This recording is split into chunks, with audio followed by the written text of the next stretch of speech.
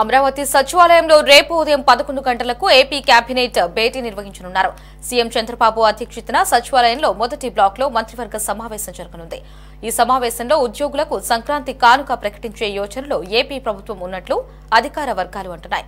ప్రభుత్వ ఉద్యోగులకు 2 డిఏలు ప్రకటించాలని ఏపీ ప్రభుత్వం ప్లాన్ చేస్తోంది. ఈ మేరకు కేబినెట్ లో చర్చించి నిర్ణయం తీసుకోనున్నారు. దీంతో పాటు పీఆర్సీ, ఐఆర్లపై కేబినెట్ భేటీలో చర్చించే అవకాశాలు ఉన్నాయి.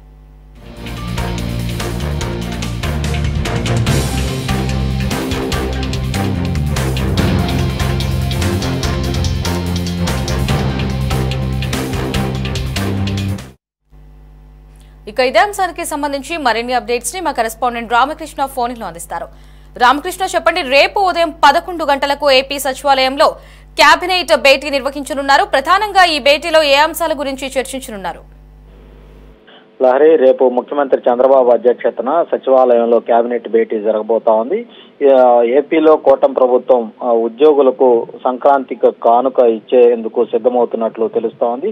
ఇప్పటికే మొదటి రోజే ప్రతి నెల మొదటి రోజే వేతనాలు చెల్లిస్తూ ఉద్యోగుల పట్ల ఒక సానుకూల ధోరణితోటి ఈ ప్రభుత్వం వ్యవహరిస్తుంది. గత 5 ఏళ్ల కాలంలో 1వ తారీఖున కనీసం జీతాలు కూడా అందనటువంటి పరిస్థితి నెలకొంది. అయితే కూటమి ప్రభుత్వం వచ్చిన తర్వాత 1వ తారీఖు ప్రభుత్వ ఉద్యోగులకు వేతనాలు చెల్లించే విధంగా ప్రత్యేకంగా చర్యలు అయితే తీసుకోవడం జరిగింది. అయితే ప్రస్తుతం ప్రభుత్వ ఉద్యోగులకు రేపు కేబినెట్ భేటీ ద్వారా వరాలు ప్రకటించే అవకాశం ఉన్నట్లు మనకైతే తెలుస్తా ఉంది. ఇందులో భాగంగా ఈ సంక్రాంతిని పురస్కరించుకొని ఉద్యోగులకు ఏవైతే 2 పెండింగ్ డిఏలు ఉన్నాయో వాటిని ఇచ్చేందుకు ప్రభుత్వం ఆలోచన చేస్తున్నట్లు తెలుస్తా ఉంది. రేపు జరగబోతున్నటువంటి ఈ భేటీలో దీని మీద ఒక కీలక నిర్ణయం తీసుకునే అవకాశం ఉంది. అలాగే ఐఆర్కు సంబంధించి కూడా ఒక నిర్ణయం అయితే చంద్రబాబు తీసుకోబోతున్నట్లుగా అయితే మనకైతే సమాచారం ఉంటుంది. ఇక ప్రధానంగా ఈ కొత్త ఏడాదిలో ఈ ఉద్యోగాల భర్తీకి సంబంధించి ఒక కీలకమైనటువంటి నిర్ణయాన్ని చంద్రబాబు ప్రభుత్వం తీసుకోబోతా ఉంది. రేపు కేబినెట్ భేటీలో ప్రధానమైనటువంటి చర్చ ఈ అంశం మీద కూడా ఉండబోతా ఉంది. ఎందుకంటే ఎన్నికల ముందు చాలా స్పష్టంగా చెప్పడం జరిగింది. గత 5 ఏళ్ల కాలంలో ఎక్కడా కూడా ఉద్యోగాల భర్తీకి సంబంధించినటువంటి క్యాలెండర్ను గత ప్రభుత్వం ఎక్కడా కూడా అమలు చేయనటువంటి పరిస్థితి అయితే ఉంది. కూటమి ప్రభుత్వం అధికారంలోకి వస్తే జాబ్ క్యాలెండర్ను ప్రతి ఏడాది కూడా ప్రకటిస్తామన్నటువంటి చెప్పినటువంటి నేపథ్యంలో రేపు కేబినెట్ భేటీలో ఈ జాబ్ క్యాలెండర్ మీద ప్రధానంగా చర్చించబోతా ఉన్నారు. బహుశా జనవరి 12వ తారీఖున వివేకానంద జయంతి, స్వామి వివేకానంద జయంతి సందర్భంగా ఈ జాబ్ క్యాలెండర్ ను కూడా రాష్ట్ర ప్రభుత్వం ప్రకటించబోతా ఉంది. ఈ క్యాలెండర్ ద్వారా ఎప్పుడెప్పుడు ఎన్నెన్ని ఉద్యోగాలను భర్తీ చేయబోతా ఉన్నాం అనేది చాలా స్పష్టంగా చెప్పబోతా ఉన్నారు. దీని మీద రేపు కేబినెట్ భేటీలో కీలకమైనటువంటి చర్చ అయితే జరగబోతా ఉంది. ఇక ఉద్యోగులతో పాటు అటు మహిళలు, రైతులకు సంబంధించినటువంటి కొన్ని నిర్ణయాలను కూడా ఈ కేబినెట్ భేటీలో తీసుకోబోతున్నట్లుగా కూడా మనకు సమాచారం అందుతోంది. ఈ ఏడాదిలో సంక్షేమ పథకాలు అమలు చేస్తామని ఇప్పటికే చెప్పినటువంటి నేపథ్యంలో వాటిలో భాగంగా మహిళలకు ఉచిత బస్సు పథకాన్ని ఉగాది నుంచి కూడా అమలు చేయాలని నిర్ణయించినటువంటి నేపథ్యంలో దాని మీద కూడా రేపు కేబినెట్ భేటీలో ప్రధానంగా చర్చించే అవకాశం ఉంది.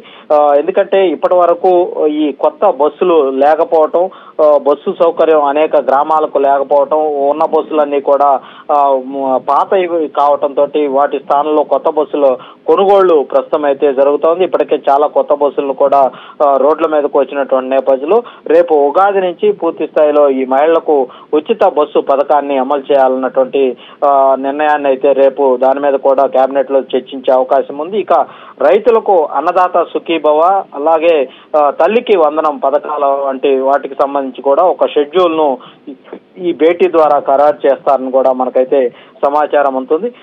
ఈ ప్రభుత్వం సేకరిస్తున్నటువంటి రుణాల నుంచి ముందుగా తల్లికి వందనం, రైతులకు అన్నదాత సుఖీభవ ఈ 2 కార్యక్రమాలను కూడా అమలుకు ఖర్చు చేయాలని కూడా ప్రభుత్వం భావిస్తా ఉంది.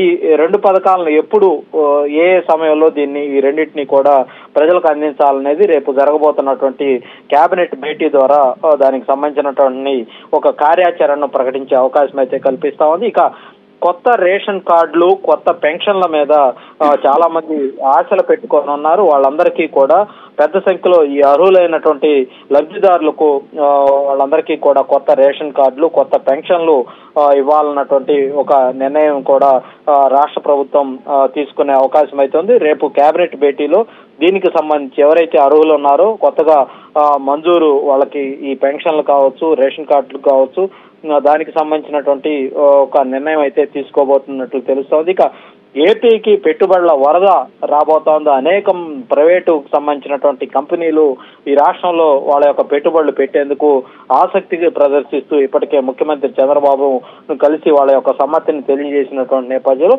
ఆయా కంపెనీలకు వాళ్ళు కోరిన ప్రాంతాల్లో వాళ్ళకు సంబంధించినటువంటి భూముల కేటాయింపుకు సంబంధించి కూడా కొంత కేబినెట్ సమావేశంలో వాటికి సంబంధించి ఆమోద ముద్ర అయితే వేసే అవకాశం ఉన్నట్లు కనిపిస్తా ఉంది.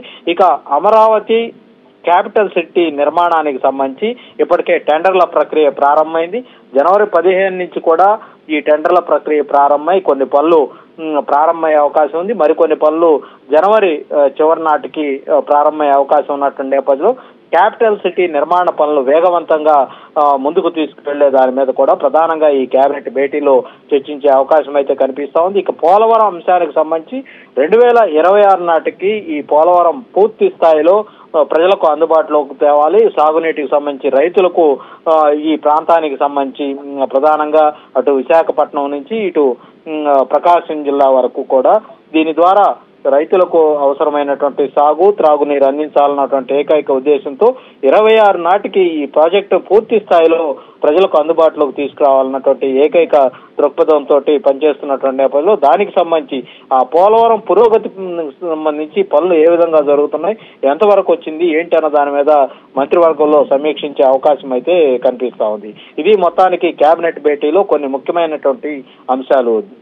లహరి రామకృష్ణ, ఇటు నూతన సంవత్సరం మొదలుకుని మనం ఇంతకు ముందు నుంచి మనం చూసినట్లయితే ఇటు పేదలకి కూడా నిత్యావసరాలు కావచ్చు, కూరగాయల ధరలు ఇప్పుడు మండిపోతూ వస్తున్నాయి. మరి ఇటువంటి తరుణంలో రేపు జరగబోయే కేబినెట్ భేటీలో వీటి ధరల నియంత్రణ గురించి ఏమైనా చర్చించే అవకాశాలు ఉన్నాయా? ప్రధానంగా దీనికి సంబంధించి కూడా ఈ అంశాన్ని కూడా కేబినెట్ భేటీలో చర్చించే అవకాశం ఉంది. ఎందుకంటే సంక్రాంతి పర్వదినం పండగ వాతావరణం నేపథ్యంలో ఒకవైపు మండుతున్నటువంటి కూరగాయలు, దాంతో పాటు నిత్యావసర వస్తువుల ధరల నేపథ్యంలో వాటి నియంత్రణకు సంబంధించి కూడా ఈ కేబినెట్ భేటీలో చర్చించే అవకాశం అయితే కనిపిస్తా ఉంది. Lorry right Ramakrishna, thanks for the updates.